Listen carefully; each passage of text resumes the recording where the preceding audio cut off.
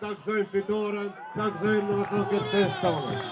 Некои општинска организации имаме подобар резултат во споредба со минатата година. Најголем победник на Ако се преслушаат синочешните обраќања на најголемите партии и коалиции, сите се прогласија за победници или рекоа дека се задоволни од резултатот. Чесен исклучок меѓу големите е Бујар Османи, кој призна пораз во Чаир, му честиташе на победникот и најави дека денови веќе реши за својата политичка кариера. Како е можно сите да бидат победници или задоволни од изборите? Може, затоа што различни партии и коалиции се тркаат за различни цели. Сепак, еден глас вреди еднакво за секоја партија или коалиција. Ако за репер се земе апсолутниот број на гласови за листите за советници според пресметките на 360 степени од објавените резултати за над 99% од избирачите на интернет страницата на Државната изборна комисија, најмногу добија ВМРО, ДПМН и коалицијата – 301.720. Втора е коалицијата предводена од СДСМ со освоени 121.758 гласа. Трета, коалицијата предводена од ДУИ, НАИ, со 114.246 гласа. Следуваат Влен со 91.974 гласа, Левица со 57.041, Знам со 38.392 и коалицијата Искуство за успех предводена од ЛДП со 13.096 гласа.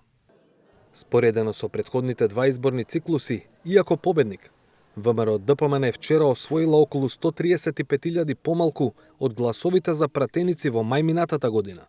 Споредено со гласовите за советничките листи во 2021 година, резултатот е подобар за околу 10.000 гласа. За СДСМ пак, вчерашниот резултат е полош за околу 30.000 гласа споредено со пред година и половина и околу 110.000 гласа споредено со 2021. ДУИ, кој на овие избори беа засилени со крилото на Алијансата за албанците Нарбен Таравари, се во минус од околу 23.000 гласа споредено со ланските парламентарни, а во плюс од околу 11.000 гласа споредено со локалните во 2021 година. Влене во минус од 15.000 гласа споредено со ланските парламентарни избори, а не е можна споредба со 2021, бидејќи не постоја. Левица изгубиле околу 11.500 гласа споредено со парламентарните, но имаат подобар резултат за 7.000 гласа од локалните во 2021. Знам изгубил 18.000 гласа споредено со лани. Апсолутните бројки сепак само делумно ја доловуваат сликата, кој што добил или изгубил во поширока смисла. Во проценти, ВМРО ДПМН вчера добиле 34% од гласовите од вкупниот број избирачи кои излегле да гласаат. Споредено со 2024-та, тоа е пад за околу 9,4 процентни поени. Сепак, споредено со локалните избори во 2021-та, вчерашниот резултат е подобар за околу 2,8 процентни поени.